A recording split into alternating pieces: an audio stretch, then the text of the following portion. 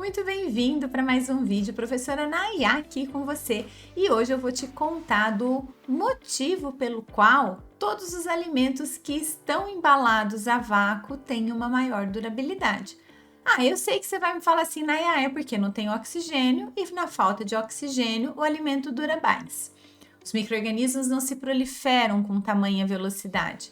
Eu sei que você sabe sobre isso, eu sei que você sabe esse assunto, mas por quê? Onde entra aí o oxigênio nessa história de favorecer a proliferação microbiana? Você sabe? Você sabe me explicar ciclo de Krebs, glicólise, fosforilação oxidativa e como tudo isso influencia a taxa, a velocidade de reprodução microbiana? É isso que eu vou te ensinar, então fica comigo que logo depois da vinheta eu volto com todas essas informações, é bem rapidinho, não sai daí.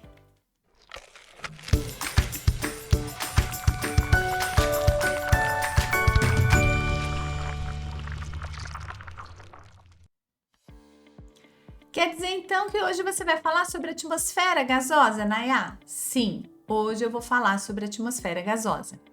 A atmosfera gasosa consiste no tipo de gás que tem no ambiente, ou os tipos de gases que o ambiente apresenta.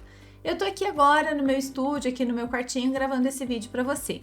Então, quando eu inspiro, eu inspiro tudo que está aqui nesse ar, que nós chamamos de ar atmosférico.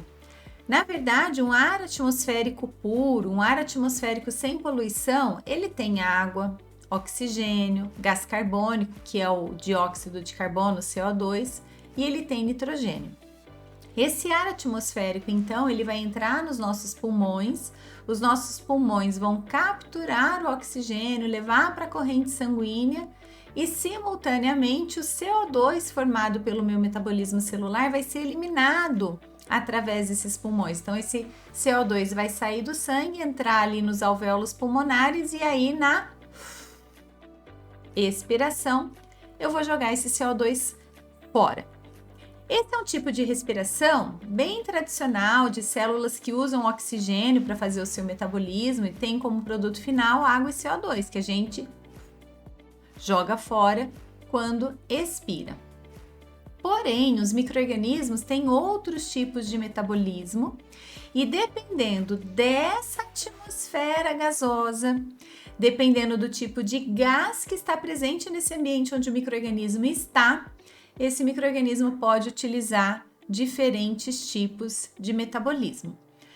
E alguns desses tipos não permitem uma proliferação microbiana acelerada, já já você vai entender por quê. Um deles, que é a respiração aeróbica, permite uma velocidade de reprodução muito rápida. É um tipo de metabolismo que forma muita energia e essa energia pode ser convertida em produtos usados na reprodução celular.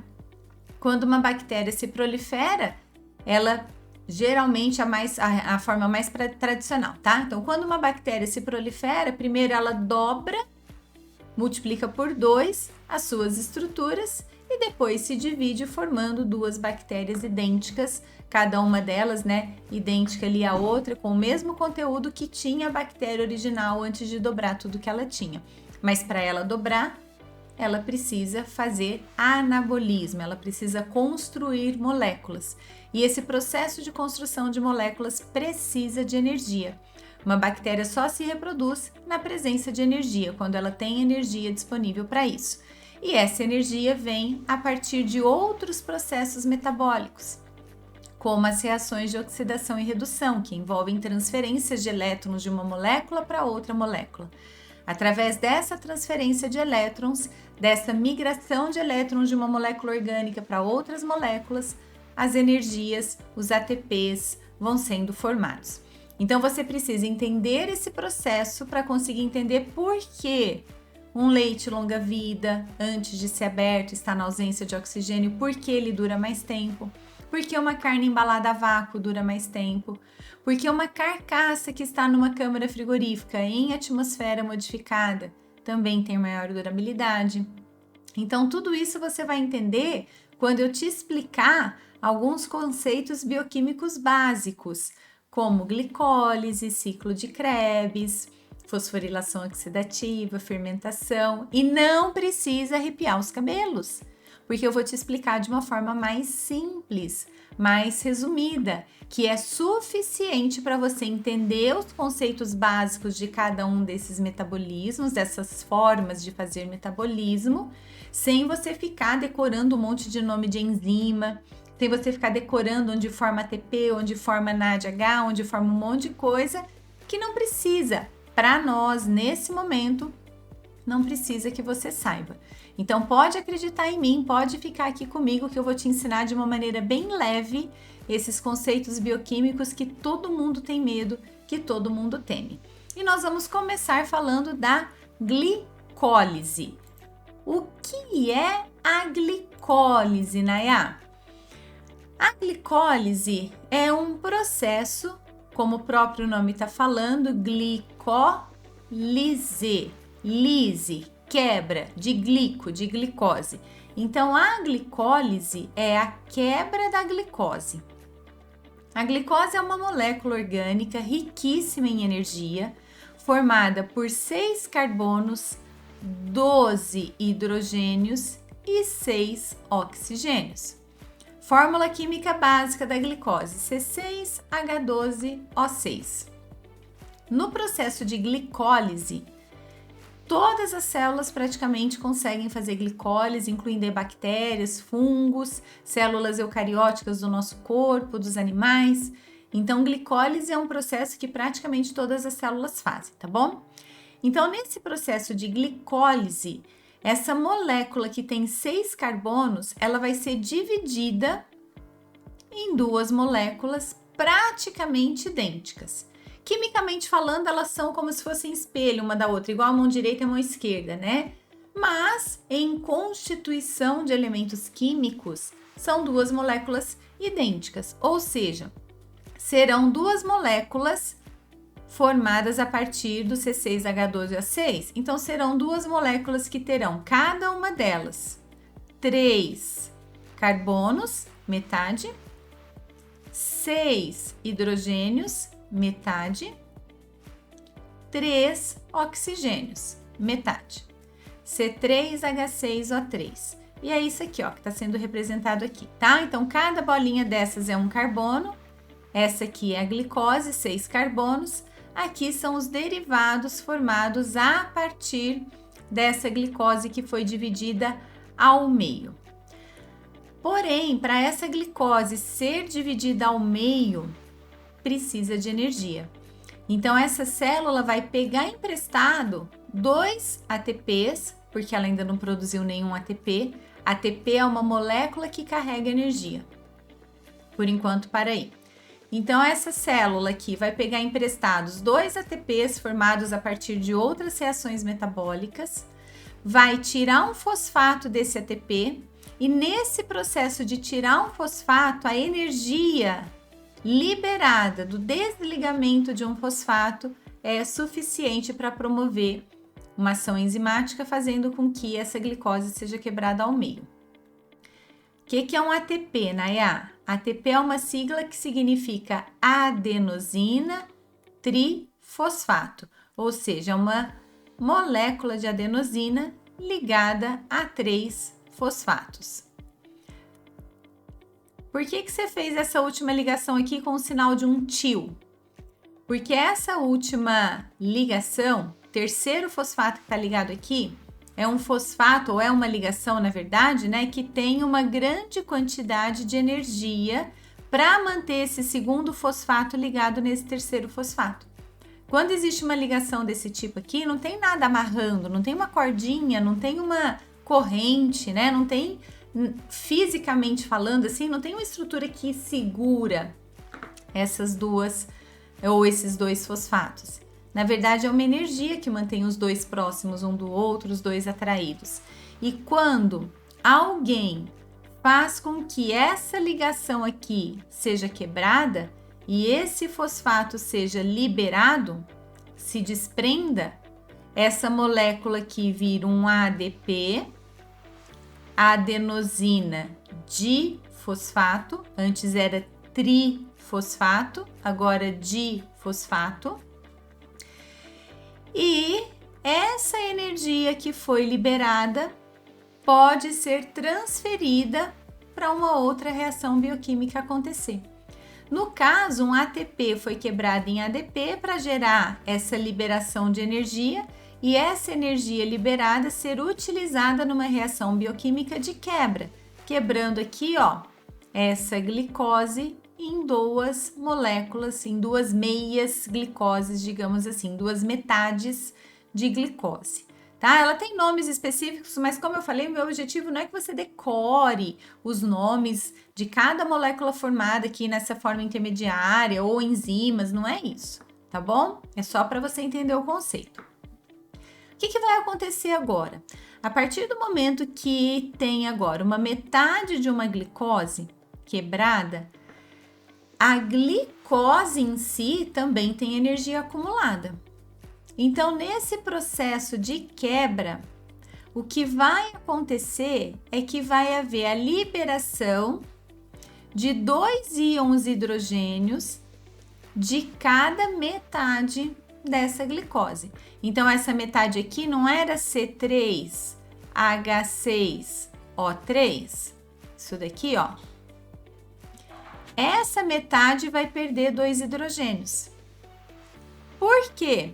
Porque o hidrogênio é um elemento químico que vai conseguir se ligar a uma coenzima chamada NAD+, nicotinamida adenina dinucleotídeo, não precisa decorar esse nome, mais fácil a gente falar NAD+.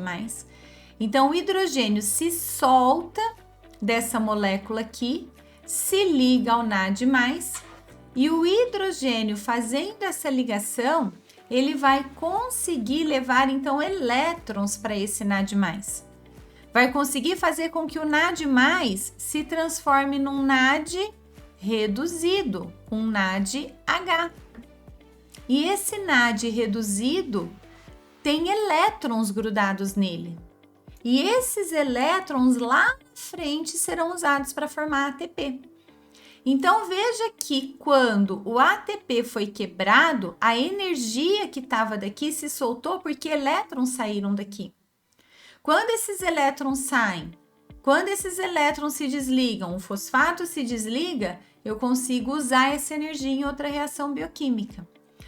O ATP é uma molécula que carrega energia.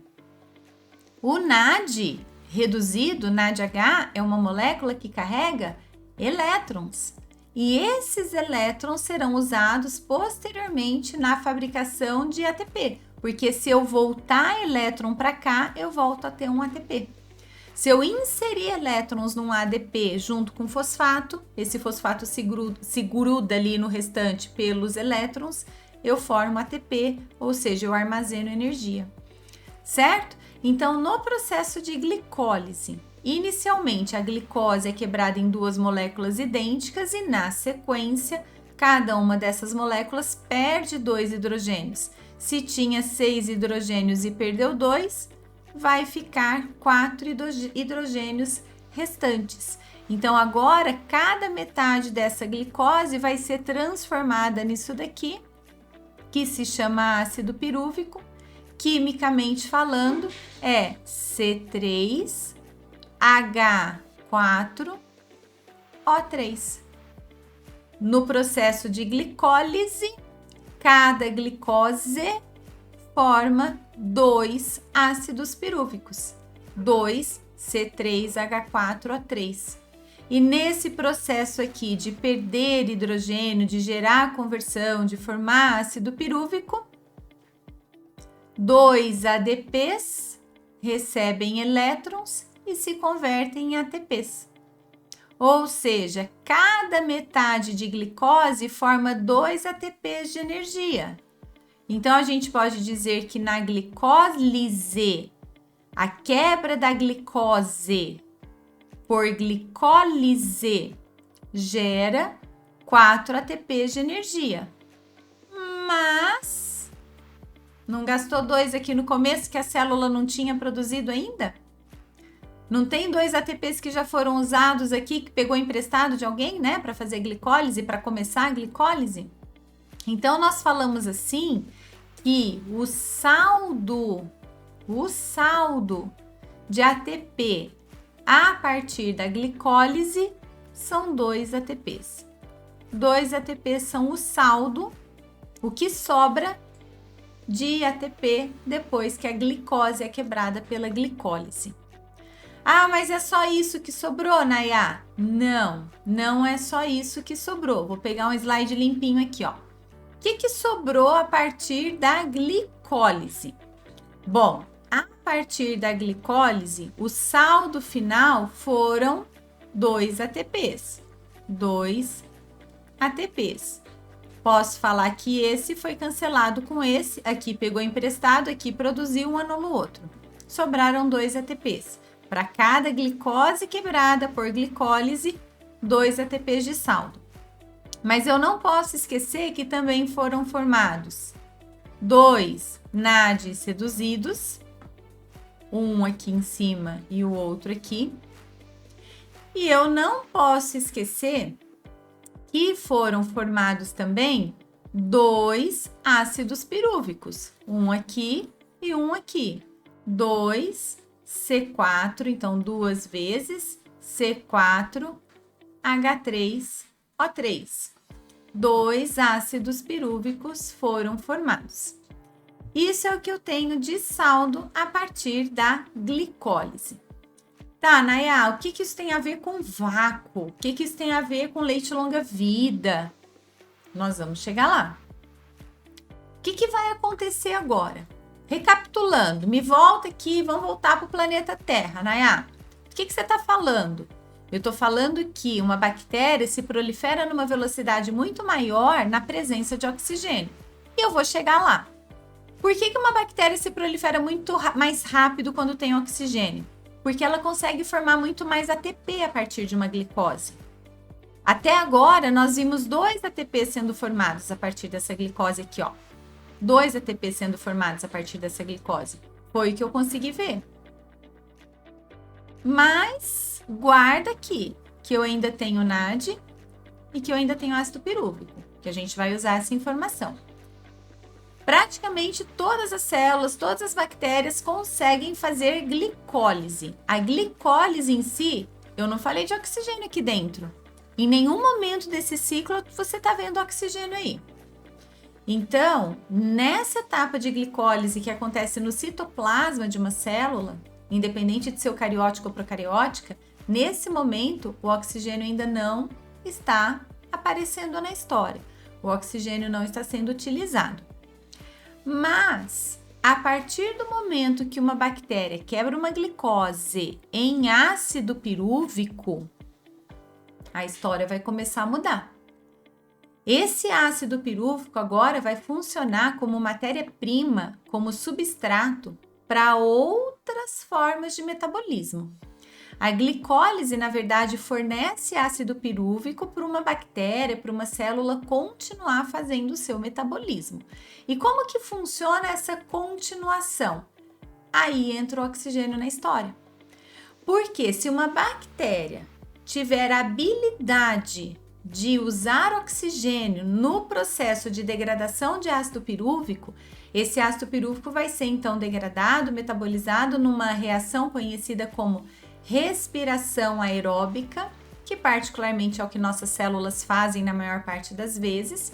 Então, na presença de oxigênio, a bactéria que tem a habilidade de usar o oxigênio, sem que o oxigênio seja tóxico para ela, essa bactéria então vai utilizar esse oxigênio no processo de degradação desse ácido pirúvico e lá no final desse processo vocês vão ver que essa bactéria vai produzir um monte de energia, um monte de ATP, por causa do oxigênio que ela utilizou. Por outro lado, se a bactéria não conseguir utilizar o oxigênio, se o oxigênio for tóxico para ela, se o oxigênio não estiver disponível, se ela não conseguir, mesmo que tenha oxigênio, mesmo que ele não seja tóxico, se ela não tem a habilidade de usar esse oxigênio, ela vai ter que fazer um processo anaeróbico, um processo sem o uso de oxigênio. E a fermentação é um processo anaeróbico feito aí por muitas e muitas e muitas bactérias, muitos e muitos e muitos micro-organismos. Então, o que é a fermentação, Nayá? A fermentação é um processo anaeróbico em que não há produção de ATP, não há produção de energia. Por que não há produção de energia, Nayá? Porque o oxigênio é um elemento químico que funciona muito bem como um oxidante. Ele é um excelente aceptor de elétrons. É uma molécula muito fácil de ser utilizada junto com o oxigênio para formar água, que por sua vez é uma molécula que não retém energia. Então, todas as vezes que o oxigênio participa dessa transferência de elétrons, todas as vezes que o oxigênio se transforma ou é usado como um aceptor de elétrons, vai haver dentro da célula uma grande formação de ATP. Porque o oxigênio, ele também é um transportador de elétrons, como é o NADH. Só que agora, sem a necessidade da energia acumulada aqui. Sem a necessidade de segurar essa energia. Então, num processo onde existe presença de oxigênio, nós dizemos que as moléculas que são processadas, as moléculas orgânicas formadas ou as moléculas formadas, são moléculas totalmente oxidadas. E a fermentação acontece sem o uso de oxigênio. Nayá, se tiver um ambiente com oxigênio, pode haver fermentação mesmo assim? Pode. Se tiver um ambiente com oxigênio, pode haver fermentação mesmo assim. Só que o oxigênio vai ficar lá, ninguém vai mexer com ele. O oxigênio não vai ser utilizado naquele processo de fermentação, mesmo que ele esteja lá. Então, ao contrário do que muita gente fala, a fermentação só acontece na ausência de oxigênio. Não é que a fermentação acontece só na ausência de oxigênio. A fermentação acontece na presença e acontece na ausência. Só que a célula que faz fermentação não usa o oxigênio durante o processo metabólico. O oxigênio está lá, ela larga ele lá no cantinho e não usa esse oxigênio no seu processo metabólico, tá bom? Então vamos lá, Nayá. A gente viu que na glicólise, a quebra de glicose por glicólise vai gerar 2 NADH, 2 ATPs de saldo e 2 ácidos pirúvicos. É isso que vai acontecer ali na formação da glicólise, na ocorrência da glicólise. O processo de fermentação vai dar continuidade à degradação desse ácido pirúvico. Então, no processo de fermentação, vai haver a degradação desse ácido pirúvico. O que uma bactéria no processo de fermentação vai fazer a partir desse ácido pirúvico, Nayá? A partir desse ácido pirúvico, uma bactéria vai transformá-lo em outros ácidos orgânicos. E por serem ácidos orgânicos formados a partir desse ácido pirúvico aqui, essa molécula orgânica, essas moléculas orgânicas formadas vão reter muita energia. São moléculas orgânicas apenas parcialmente oxidadas e não totalmente oxidadas, que é o que acontece na respiração aeróbica. Então, nessa forma de fermentação, nessa forma de metabolismo, o ácido pirúvico ele é convertido principalmente em ácido lático ou álcool, dependendo ali do micro-organismo.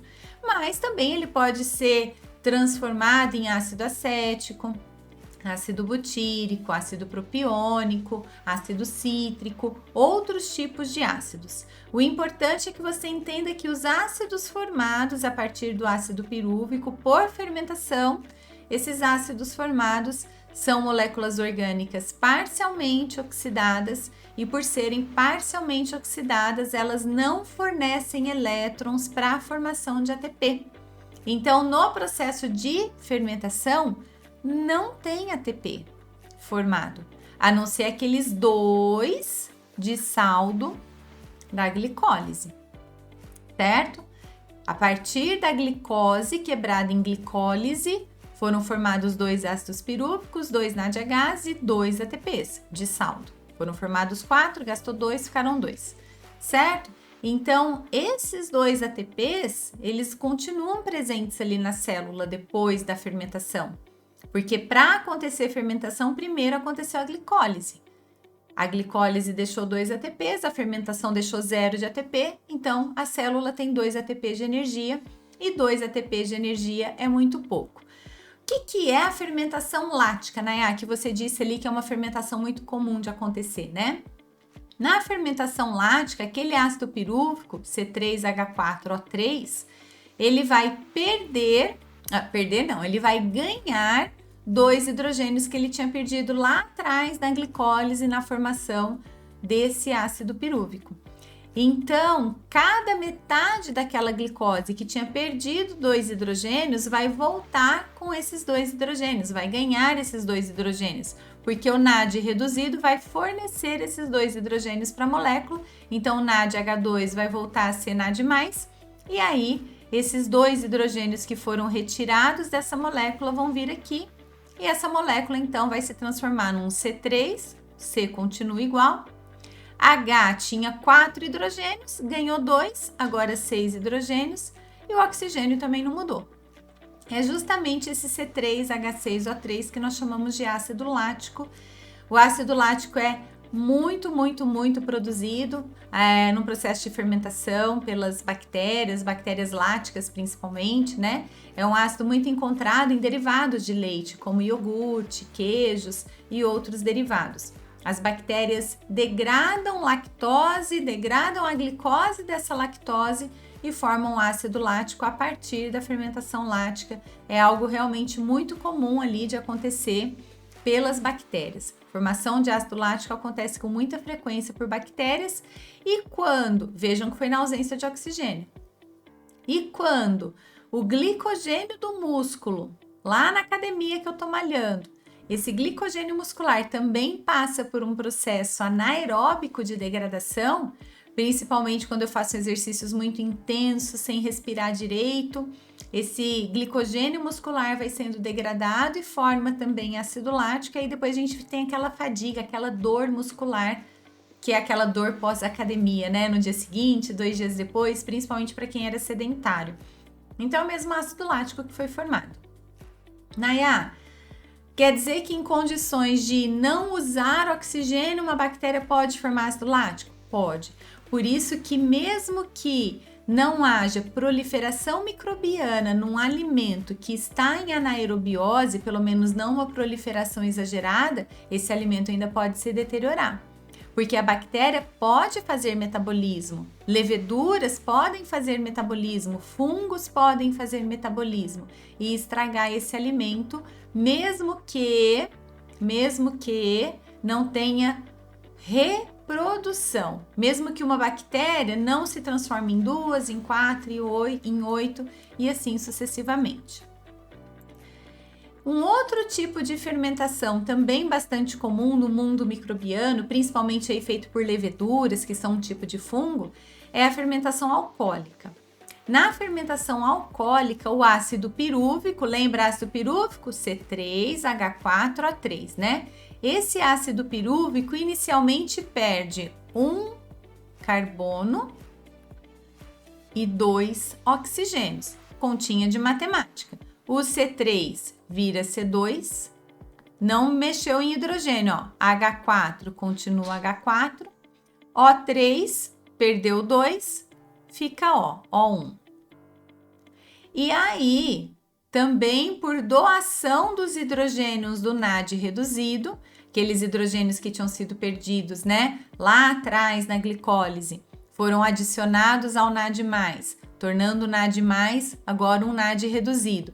Esses hidrogênios aqui voltam para cá. Então, agora nós teremos o C2 continua C2, H6O, que é o etanol, que é álcool. C2H6O é álcool, é etanol. Então, num processo de fermentação alcoólica, primeiro o ácido pirúvico perde o gás carbônico, essa é a principal, na verdade, principal não, né? Essa é a diferença da fermentação lática.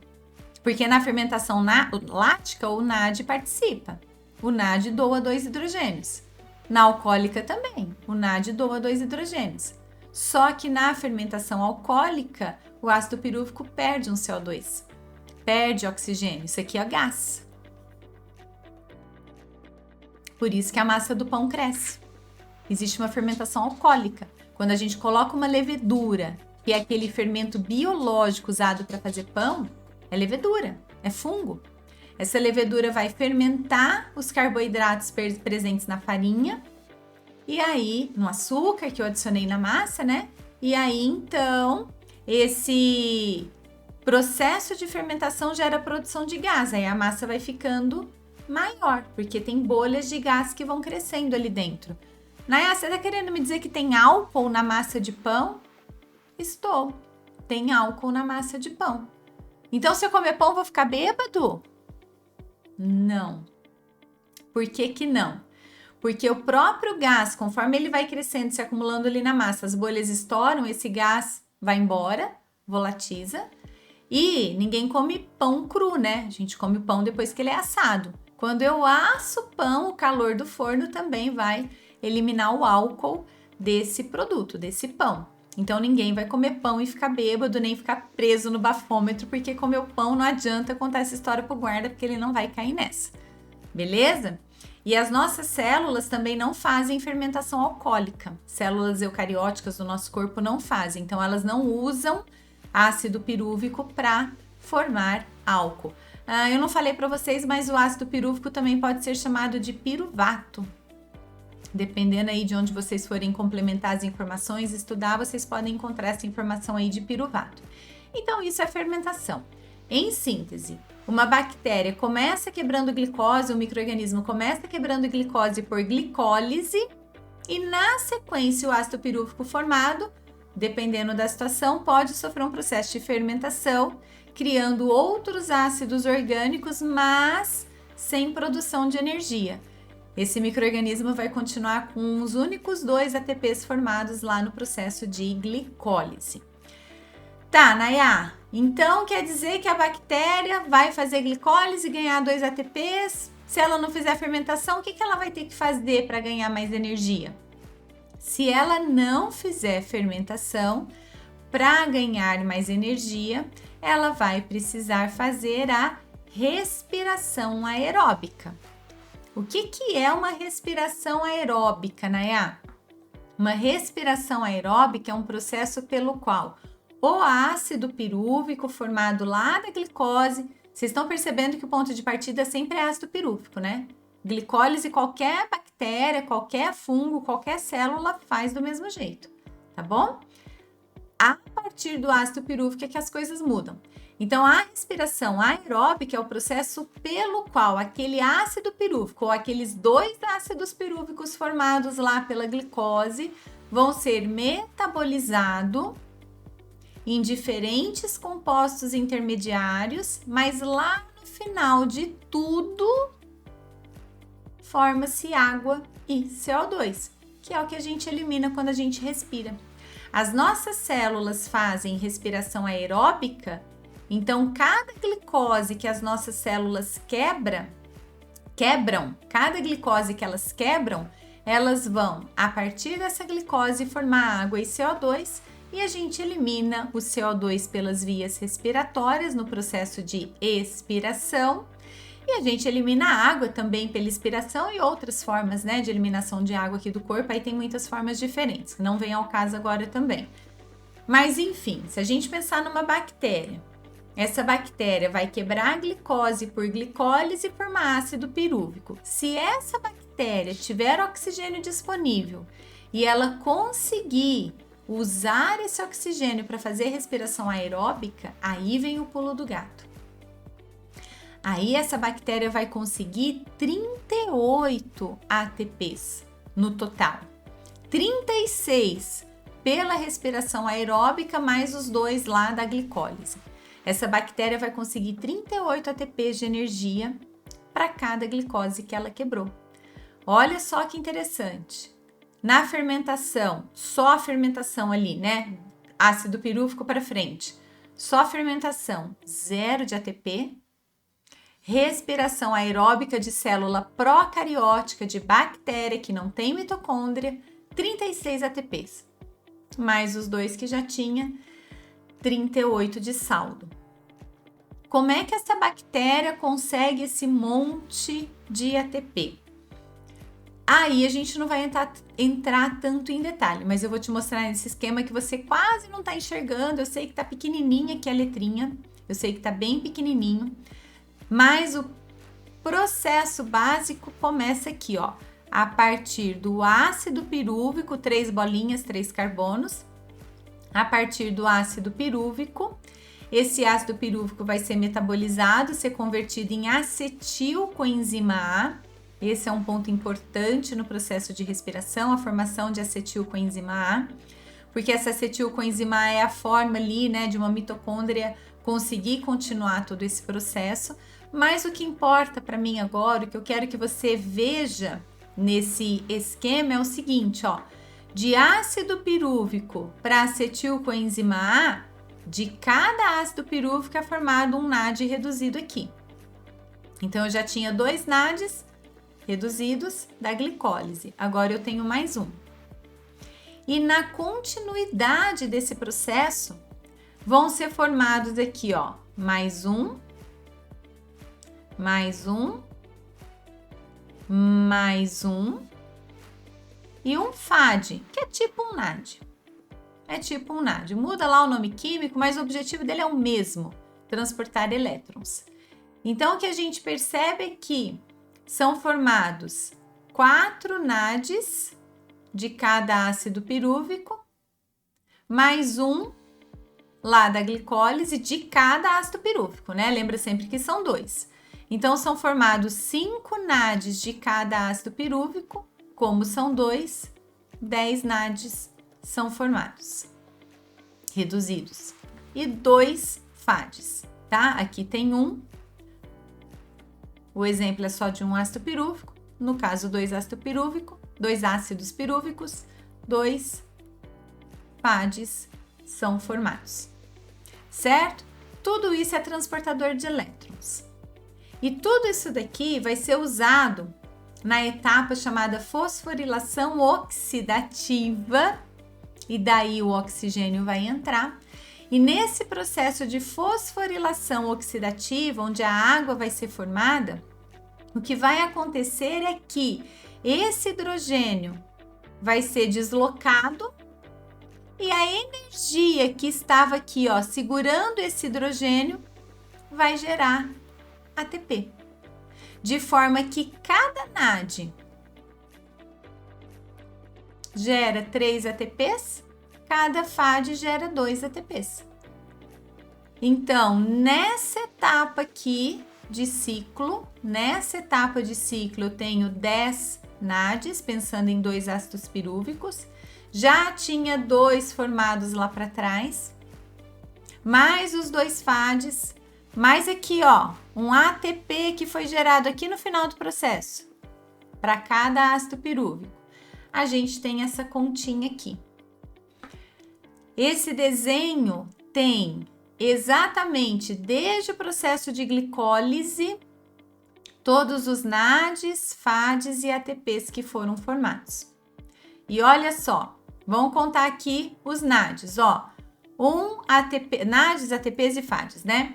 Então, 2 ATPs formados a partir da formação do ácido pirúvico, lá na glicólise. 2 ATPs formados. A partir da glicólise, o saldo, lembrando sempre que foram formados 4, mas para a glicólise acontecer, a célula gastou 2. Então, de saldo, sobraram 2. Da glicólise, sobraram 2 ATPs. E da glicólise foram produzidos 2 NADs reduzidos. 2 NADs reduzidos. Cada NAD reduzido gera a formação por fosforilação oxidativa de 6 ATPs. Nas etapas seguintes, né, na fase preparatória, que é essa fase aqui de formação de acetilcoenzima A, ali dentro da respiração aeróbica, isso é chamado de fase preparatória. Como eu te falei, a gente ia ver isso de forma resumida, tá bom? Mas aqui, ó, tá vendo esses 2 NAD aqui? São esses 2 aqui. Como cada NAD forma 3 ATPs, se aqui são 2, eu tenho 6. a partir desses 2 NADs aqui, ó. Então, tem 2 ATPs aqui, 6 ATPs aqui, 6 ATPs aqui. Lembrando que bactéria é célula procariótica, isso acontece desse jeitinho aqui em célula procariótica apenas, tá? Aí vem o ciclo de Krebs, que é a degradação ou a continuidade do metabolismo celular a partir da acetilcoenzima A. Então, essa acetilcoenzima A, ela entra num ciclo de Krebs. Nesse ciclo de Krebs, ó, ele é um ciclo, né? Porque, na verdade, a acetilcoenzima A começa a ser degradada e depois vai voltar a ser acetilcoenzima A, mas como eu disse, nós não vamos entrar em detalhes. Por isso que tá redondinho aqui. E nesse ciclo, vai haver a formação de 6 NADs,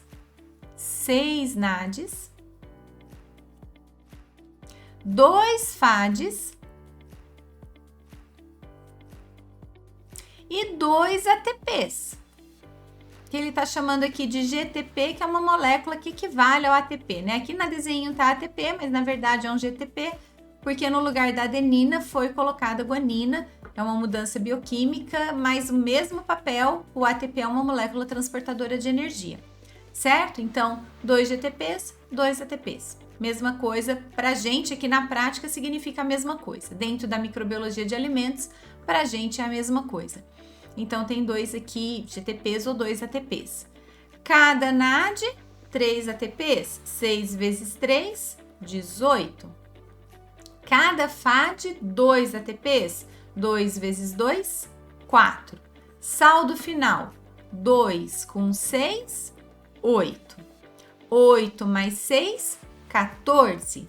14 mais 2, 16. 16 mais 18, 34. 34 mais 4, vou até mudar minha canetinha de cor. 38 ATPs de saldo.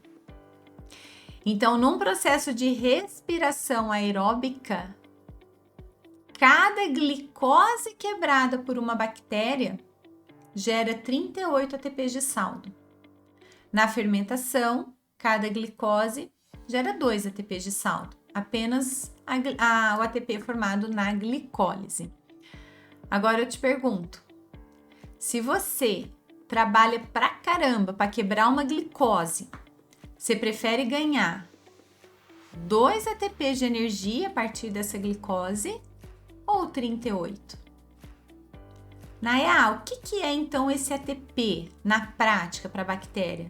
É uma forma de energia que a bactéria usa para fazer qualquer metabolismo celular, incluindo ali construção de proteínas, construção de membrana celular, de material genético. Ou seja, a bactéria consegue usar esse ATP, essa forma de energia, isso qualquer célula, tá?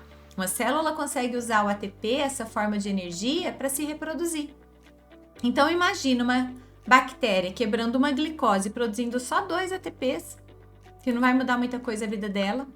Ela não vai conseguir se reproduzir de forma assim, veloz, rápida, com 2 ATPs para cada glicose quebrada. Na verdade, ela trabalha para não ganhar quase nada. Ao passo que em aerobiose, essa bactéria vai conseguir ganhar 38 ATPs para cada glicose quebrada. São 19 vezes mais energia. Então, agora ela se reproduz pra caramba. Agora, essa bactéria consegue se proliferar numa velocidade muito rápida, muito acentuada. E isso é percebido no alimento pela rápida deterioração. Sempre que um alimento está em contato com o oxigênio, sempre que os micro-organismos desse alimento, a superfície desse alimento está em contato com o oxigênio, a proliferação microbiana aumenta acentuadamente. A gente percebe isso na carne que está a vácuo e na carne que não está. Se você quiser fazer uma experiência na sua casa, vá a um açougue que tem embalagem a vácuo, que faz para você na hora ali a embalagem a vácuo, pede um bife. Apesar que hoje dá até dó, né? A carne tá tão cara que dá até dó de fazer uma experiência assim. Mas peça lá um bife, pequenininho que seja, corta no meio. Então, se é o mesmo bife cortado ao meio, esse bife tem a mesma contaminação inicial. ele foi cortado pela mesma faca, pelo mesmo manipulador, estava na mesma câmara fria, na mesma superfície, é tudo igual. É o mesmo animal que originou esse bife, tudo igual. Então, quando você corta ao meio, as duas metades têm uma carga microbiana muito parecida, uma metade com a outra metade. Uma das metades embala a vácuo, a outra não. Numa embalagem tradicional, aquele saquinho que a gente amarra com nozinho. Deixa os dois na geladeira da sua casa. Então, a carne vai sair do açougue, vai ser transportada da mesma forma até a sua casa, vai ficar na geladeira na sua casa, na mesma temperatura, no mesmo ambiente. Espera 10 dias, 15 dias, se você quiser ter algo bem marcante, mas 10 dias são suficientes, às vezes até uma semana é suficiente, e abre as duas embalagens. E você vai ver a diferença de deterioração. E qual é a diferença daquela vácuo para que não estava vácuo? O oxigênio. Então veja como o oxigênio influencia de uma maneira gritante a proliferação microbiana no alimento. Pode fazer essa experiência aí na sua casa que você vai perceber nitidamente o papel do oxigênio, como gerar 38 ATPs para cada glicose quebrada, vai fazer diferença no processo de deterioração. É gritante essa diferença, gritante. Agora que você já conhece, então, todo esse papel do oxigênio, nós podemos dividir os micro-organismos nessas 5 categorias. Micro-organismos aeróbicos estritos, que são aqueles que só fazem respiração aeróbica. Se tiver oxigênio, ele usa oxigênio, quebra a glicose e gera 38 ATPs. Se não tiver oxigênio, ele não faz metabolismo, porque ele não consegue trabalhar na ausência de oxigênio. Ele para na glicólise. A partir da glicólise, ele não consegue mais fazer metabolismo. O micro-organismo anaeróbico. Eu posso falar anaeróbio ou anaeróbico, aeróbio ou anaeróbico, ou aeróbico, tá? Então, aqui pode ser bio ou pode ser bico para os dois, tanto aé quanto anaé. Beleza? Então, o micro-organismo anaeróbico estrito obrigatoriamente depende do oxigênio para completar o seu metabolismo e fazer as suas reações, gerar energia, reproduzir-se e fazer tudo que ele precisa de metabolismo. O anaeróbico estrito é aquele micro-organismo que não pode ficar em contato com o oxigênio. O oxigênio é tóxico para ele. Extremamente tóxico, e na presença de oxigênio ele vai morrer. O Clostridium botulinum, o Clostridium tetani, a bactéria do tétano, do botulismo, são anaeróbicos estritos, são bactérias anaeróbicas estritas. Elas não sobrevivem na presença do oxigênio. Por isso que quando a gente corta a pele, principalmente ali em material enferrujado, na terra, a gente joga água oxigenada. Tem oxigênio na água oxigenada, muito oxigênio, para matar no caso ali, o Clostridium tetani, a bactéria do tétano. Então, essa bactéria, que é anaeróbica estrita, ela não consegue se proliferar na presença de oxigênio, apenas na ausência dele. Essas bactérias que são anaeróbicas, elas conseguem usar qualquer matéria inorgânica, qualquer molécula inorgânica como aceptor de elétrons, desde que não seja o oxigênio. Pode ser o CO2, pode ser o nitrito, pode ser uma série de elementos, desde que não seja o oxigênio. O que é? Eu vou começar aqui de baixo agora. Ó. O que é o anaeróbico aerotolerante? O micro-organismo anaeróbico aerotolerante é aquele que não usa o oxigênio como aceptor de elétrons, porque ele é anaeróbico, mas ele tolera oxigênio, ele tolera ar. O ar, o oxigênio, na verdade, né? O oxigênio não é tóxico para ele. O que significa dizer que o oxigênio é tóxico, Nayá? Quando o oxigênio entra numa célula, esse oxigênio pode ser metabolizado, pode ser transformado em substâncias como água oxigenada, íon hipoclorito. E nesse processo de transformação, a água oxigenada é, de certa forma, um antimicrobiano. Cloro, cloreto, também é, por isso que a gente joga cloro na piscina, joga cloro na água de consumo. Então, as células que usam CO2, as células que entram em contato com o CO2, produzem essas substâncias, mas também produzem enzimas que destroem essas substâncias, essas células suportam o oxigênio. As células que não têm a habilidade de produzir essas enzimas, como uma enzima chamada catalase, elas não conseguem degradar os produtos tóxicos formados a partir do oxigênio e elas morrem, então. E isso vale não é só para bactéria, não, tá, pessoal? Para células do corpo de forma geral. Quando uma célula produz elementos derivados do oxigênio e não tem enzimas para degradar esses elementos tóxicos, essa célula morre. E é o que acontece com os anaeróbicos estritos. Eles não conseguem enzimas, eles não têm enzimas que degradam as substâncias tóxicas formadas a partir do oxigênio e por isso morrem na presença do oxigênio. Isso não acontece com o anaeróbico aerotolerante. O anaeróbico aerotolerante, ele não usa oxigênio. Mas, mesmo que o oxigênio esteja presente, ele não morre na presença do oxigênio. Então, ele faz o metabolismo anaeróbico sem ser prejudicado se o oxigênio estiver presente. E o anaeróbico facultativo, Nayá, o que acontece com o anaeróbico facultativo? O anaeróbico facultativo é um micro-organismo que vai usar oxigênio quando o oxigênio estiver presente. Então, é um micro-organismo que faz respiração aeróbica. Vejam que é facultativo, é opcional ser anaeróbico. Ele consegue fazer respiração aeróbica, ele consegue usar oxigênio, gerar 38 ATP de energia para cada glicose quebrada. Porém, se não tiver oxigênio, ele usa outro elemento inorgânico como aceptor de elétrons para gerar energia, para fazer metabolismo. Então, ele vai se reproduzir de uma maneira mais lenta, ele vai se reproduzir bem mais devagar em anaerobiose, mas ele vai fazer metabolismo. Ele vai conseguir fazer o seu metabolismo, mesmo na ausência de oxigênio. Então, o anaeróbico facultativo é aquele que faz tanto a fermentação, quando o oxigênio não está presente, como ele faz respiração aeróbica, quando o oxigênio está presente. E por último, o que é um micropouco aerófilo? É aquele micro-organismo que não suporta altas quantidades de oxigênio. Por quê? Porque ele não tem tantas enzimas assim para degradar os produtos tóxicos a partir do oxigênio. Ele tem enzimas, mas não tantas assim. Então, se o ambiente não tiver tanto oxigênio, tá tudo bem para ele.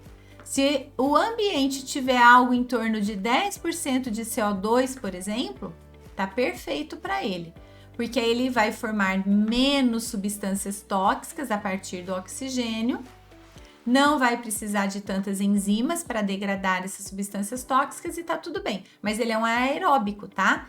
Ele produz 38 ATPs para cada glicose quebrada. Ele é um aeróbico, beleza? Ele só não suporta tanto oxigênio assim.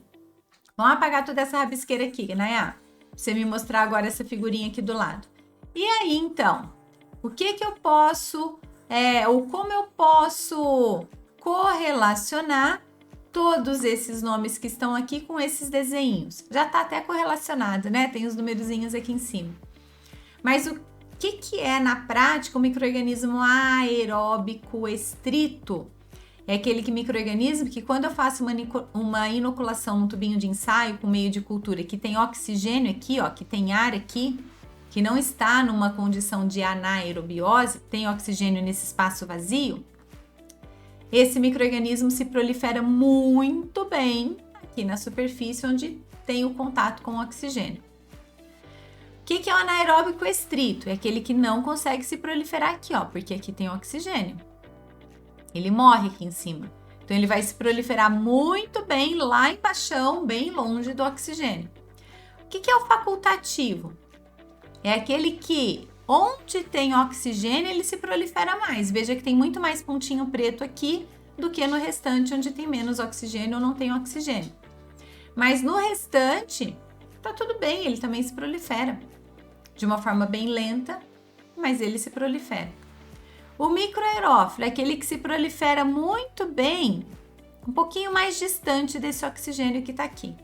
Não é lá embaixo, é perto do oxigênio, mas não tão em contato com o oxigênio. E o anaeróbico aerotolerante é aquele que se prolifera por igual na presença ou na ausência do oxigênio, porque ele não vai usar o oxigênio. Ele não vai usar, mas ele também não morre na presença desse gás, do oxigênio. Então vejam que tanto aqui em cima quanto aqui embaixo, ele se prolifera do mesmo jeito, na mesma intensidade. É assim que os micro-organismos são divididos, então, em relação à sua necessidade, ao tipo de metabolismo, usando ou não usando o oxigênio. Ufa, Nayá! Deu para ver, para perceber que ciclo de Krebs, glicólise, fermentação, não é assim nenhum bicho de 7 cabeças? Claro que quando você estuda dentro da bioquímica, o professor de bioquímica precisa te mostrar o passo a passo dessas reações. Só que para a professora Nayá, aliás, você já deixou seu like? Você já curtiu esse vídeo? Não se esqueça, hein? Você chegou até aqui 1 hora de vídeo praticamente, mereça o seu like. Então veja que nesse processo todo, né, de tantas informações bioquímicas, para quem trabalha na responsabilidade técnica, para quem trabalha ali na segurança dos alimentos, manter um alimento o mais longe possível do oxigênio vai ser muito benéfico. Manter uma embalagem impermeável ao oxigênio, na ausência de oxigênio, vai trazer uma longevidade, um shelf life, uma vida de prateleira muito maior para o alimento que vai ser armazenado. Isso evita desperdício, isso evita proliferação microbiana, que não só pode levar à deterioração, mas à doença para quem consumir esse alimento. Então é algo bastante importante, muito aplicado dentro de uma indústria de alimentos.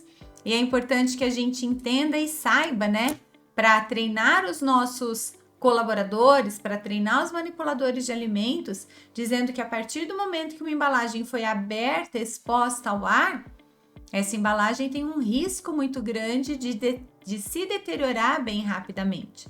Então é preciso que haja outros cuidados, outros elementos para controlar a população microbiana, para a gente preservar esse alimento por mais tempo.